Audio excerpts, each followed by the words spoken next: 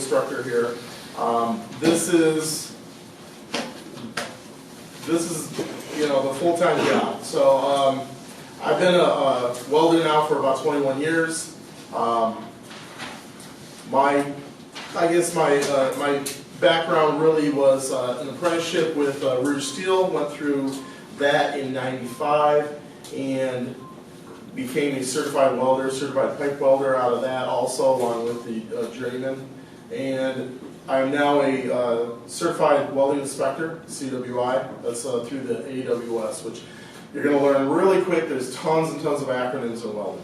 So I'd say American Welding Society. That's kind of the oldest, one of the oldest industry groups out there, not just in welding, but just in general. We are also adding some stuff in. So I actually just finished up my level 1 certification for X-ray testing. I'm going to be working on my level 2 along with a few other certifications like FANUC training and stuff like that. So we're going to be pushing a lot of fairly high-level information at you, because that's really kind of what is going to end up setting you guys apart from just general welders out there, okay? So on Thursdays, we are also going to be introducing Harry Barney here. He is my part-time instructor for Thursday evenings, all right? Harry's actually got a degree from both Washtenaw and here with welding as the principal skill. He's also certified in TIG welding, stick welding, ASME certification, 6G and stick welding. I didn't think you would take that. 3D TIG. 3D TIG. So he's going to be taking over on the Thursday night to give me a little bit of a break, because I'm generally here about 12 hours a day. So so this will be a kind of a nice, like, I'm not here, but I'll be here. You know, text and stuff like that, just in case we have something come up. The office, let me explain here. I keep forgetting to change this, but my office is T163A, which is technically through those doors right there, which is really hard to get to. So what you actually have to do is go through that door, just go down the aisle there, or along the wall there, and there's another door, and that's my office. So if for some reason you need to see me, if that door is open, I'm here somewhere, okay? Just kind of come in and check on me over there. Now, as far as the phone, let me explain on the phone for those that felt like I was not returning calls or something. We have an issue with my phone. I actually just got voicemail like last semester, after about a year of trying to get voicemail. But what we also found out was that I think now there's these phones on these desks here. These are security phones. These were all installed after the shooting about 4 or 5 years ago on campus. And, which, you know, that's cool. But I think what ends up happening was that the security phone, you can't call out. You have to, it's only for campus. I think they installed the exact same phone in my office. So in order for me to get a hold of you guys, I've got to remotely log in somewhere else, retrieve the voicemails, and then I got to call on my own cell phone, which again is kind of a pain in the ass. So it doesn't always get done because, you know, it's just one of those things that you get going, it's really inconvenient. So I've been really having a hard time kind of getting a hold of people through the phone. If you need to get a hold of me, honestly, the easiest ways is to get a hold of me through there. If you've tried that already, I'm pretty quick on getting a hold of people back through that. So that would probably be ideal, both either one of those. So I apologize if you have called and tried to get a hold of me, or have called multiple times and just can't find me, because again, I'm in and out of that office all day long, meetings, in the lab, doing whatever. So I'm not always sitting at the desk. As far as the textbook, so this is good news, bad news thing. Okay, so this is the textbook right here. This is Welding Principles Application 7th edition. You will need this book. This is the only book we use for all of our modules. But what showed up last week was the 8th edition. So far, and Harry was just going through it also, so far the only thing we've really seen different is that they added some chapters about the AWS Sense program. So anybody know what the AWS Sense program is? Nobody? That's probably why. Okay, not many people understand what the Sense program is, so it's kind of like, eh. So we're not really using that, so it's not a big deal. Eventually, the bookstore will end up having the 8th edition, but I think as far as the content and stuff, 7th edition and even probably 6th edition. The only issue with 6th edition is that the chapters are different. The content is pretty much the same, it's just the chapters are all different. But as far as we can tell right now, except for one chapter that we got to look at, I think everything else is pretty much the same. So we're fine. So that's, like you say, there's bad news, new edition, good news, I'm not worried about it right now. We can use any of those books. And which may actually be, you know, to everybody's advantage at some point because 7th edition will be fairly cheap. So, oh yeah. That's a good thing, yeah. So, I'm not sure when they're officially releasing it. This is my desk copy, so I don't know what the lag time is between sending them out to instructors and then getting them out to schools for sale, so I'm not sure on that. Okay, so the rest of this page. Now understand that there's multiple people in here with different classes.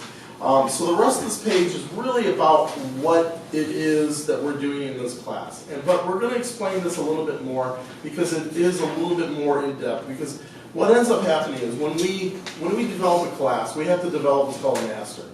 The master is really what this information is from. So this information may be, although it's fairly detailed, it may be kind of vague. But that's always kind of one of those things where that's what they want you to do. Because if there's going to be any changes, if it's vague enough, we don't have to go back and try to get approval for a brand new class. So we can just kind of make the changes inside the class without any issues.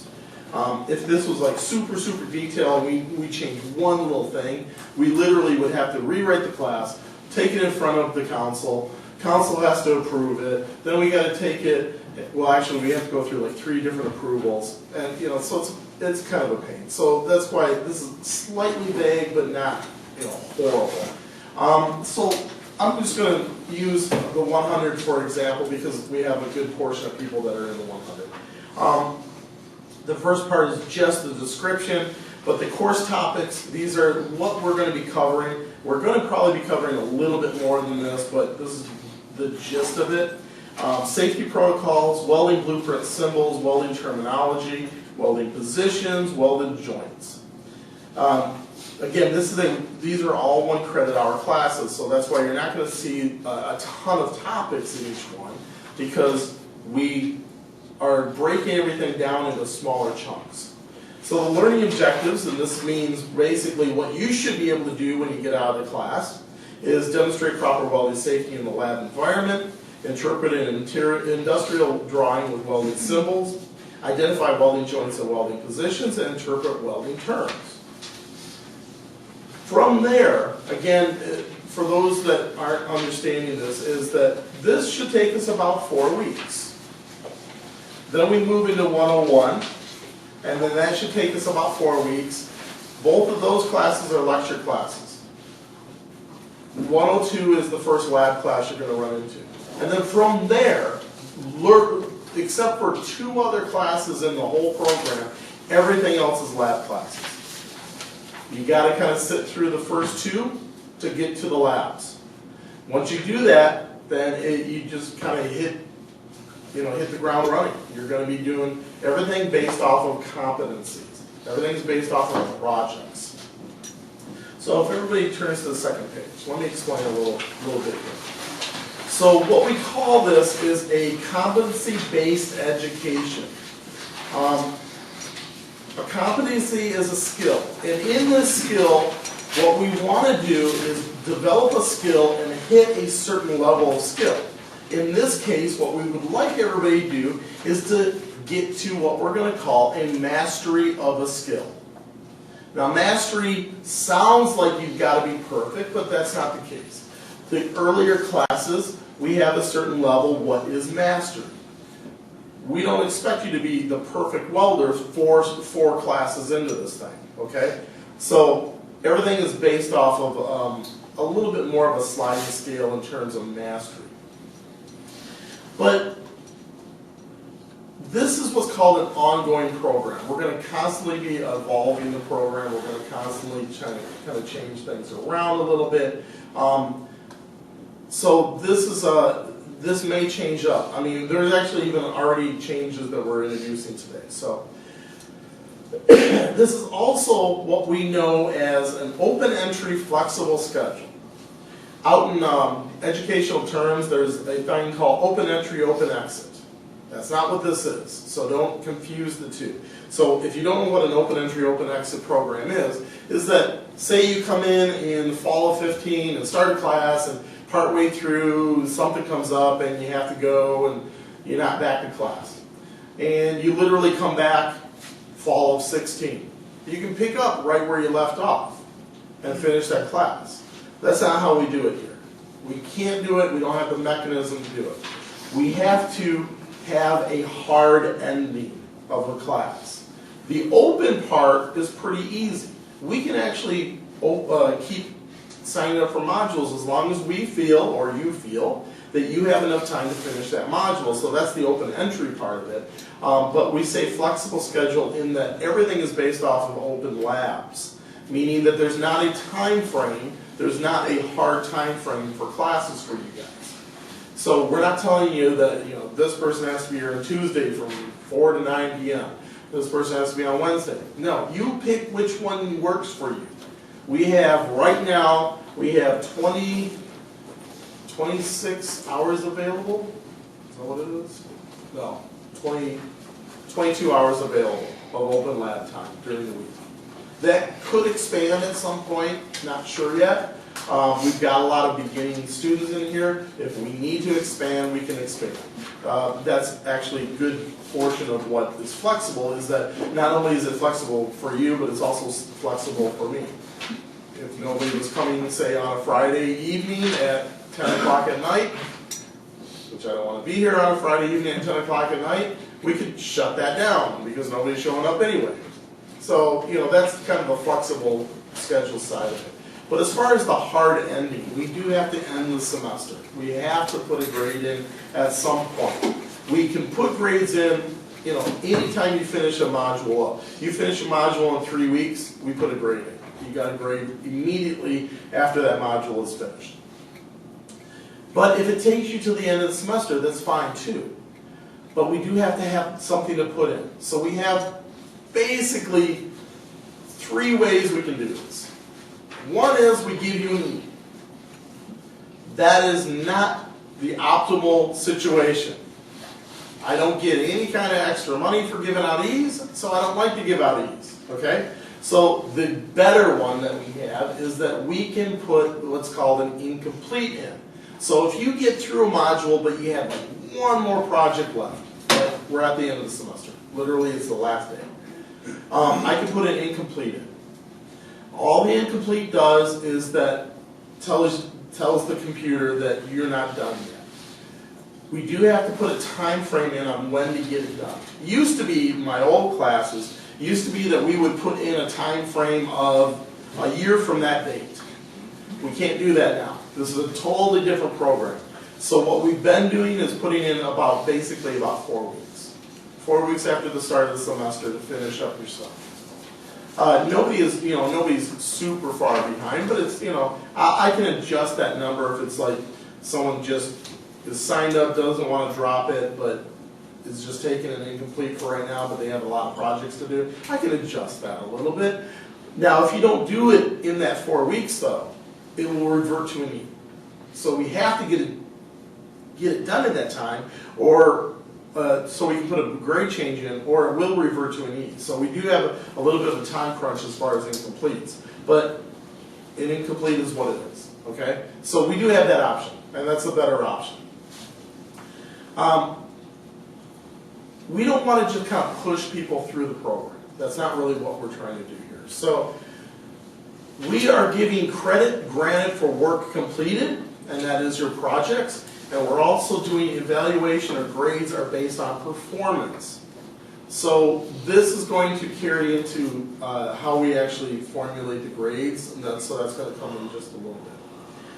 We also have fixed content in each course, and that sounds kind of, it doesn't sound very special. Now, it's not necessarily that special, but what is a fixed content? Fixed content for us is that it is a smaller chunk of something. So if you looked on a lot of other welding programs out there, whether it's in Michigan, whether it's outside the state, you will see a lot of programs that will try to fit in, say, in a 4-hour block. They're going to teach you how to stick weld in flat, horizontal, vertical, and overhead. That's hard to do.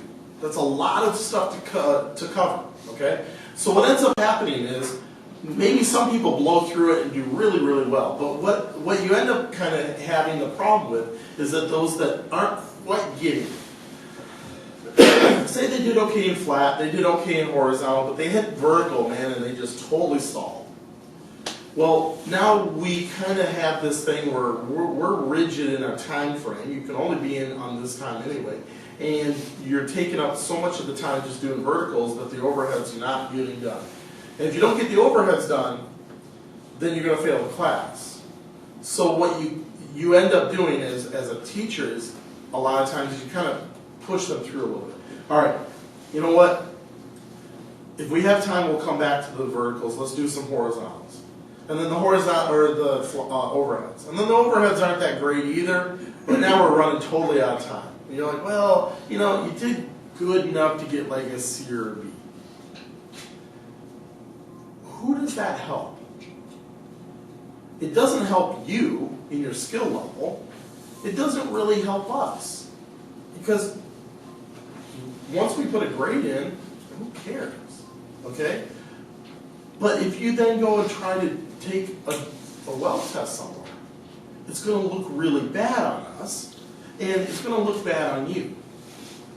So we don't want to try to push people through the program like that. That is not the right way to do it. And that's actually how the old program was. That was the problem with the old program, is that you ended up kind of just pushing people through. All we really did at a real basic level at the beginning was make people dangerous. They knew enough to kind of get it going, but not enough to do really, really well at it. And that is actually kind of a dangerous situation. So we don't want to do that anymore. So what we've done is we've taken everything up and took it into these smaller chunks. Now you have the time to be able to master the skill, and now the skill content is only this big versus this big. So it's easier to kind of just stack those contents and be good at everything. So that's why we do it this way. That's why it's 1 credit hour. Because if you don't pass one, say you actually do fail it, well, you're not going to the next one, because it gets even harder from there. You just have to get to the point where you either not do it, or you come back and redo it and get better at it. And get better to the point where you're really good. Because I don't want to put out shitty welders. That doesn't help me. I want to put out the best welders I can. So what we also have in here is that we have a variety of student levels served in each class. And you can already see that a little bit in this class. We have people that have been at different levels. But this isn't necessarily the situation what I'm talking about. The situation that's really beneficial is in the lab. Because when you're in the lab and you've got people that are already doing weld certifications, you've got people that are in the middle of the program, you've got people at the beginning of the program, you've got a lot of content sitting in that lab that you can kind of get information from. You know, I run a fairly efficient program back there, but there's times where things can stack up. I may be doing 3 or 4 demonstrations right in a row, but you have one quick question. Now, if you can't get in there to get that quick question, But you see the guy that's doing pipe certifications, most likely he's got the answer. He's been in here for 2 years already. Or you know you've got the line burner, which is a bevel cutter. You know you've got to do it. It's not quite coming out, but the other guy is doing certifications on plate, and he's got to do some too. He's not going to tell you can't watch him cut the thing. He's probably going to tweak it a little bit and get it cut right, and now it's good for you too. So being able to utilize all that information, not just my information, but everybody else's information is so huge. I'm really, actually, when we developed this program, that was not really on the radar at first when we developed this program. It just kind of organically developed back there. And I'm like, man, this is awesome. This helps me out so much. Being able to go, hey, Adam, help him out real quick. Or, and just grabbing people and say, can you show them a quick demonstration on that bevel cutter? It's so much easier that way. And nobody's telling me no, because they've already got to cut stuff anyway, and they've probably been in kind of the same situation other people showed them stuff. So it works out really, really well. You will work at your own pace. Like I said, there's no time frame that you need to work by. You don't have to go, okay, I got 2 weeks for this project, 2 weeks for this project, 2 weeks for this. No, you work at your own pace. You knock out 4 projects, maybe the class only has 4 projects. You knock them out all in 3 weeks, man, you're off to the next module. If it takes you 15 weeks, okay, fine. As long as you got good at it, I don't care how long it takes you. Some people pick certain things up faster than others. That's fine. So everybody works at their own pace. There's no pressure in terms of trying to hurry up.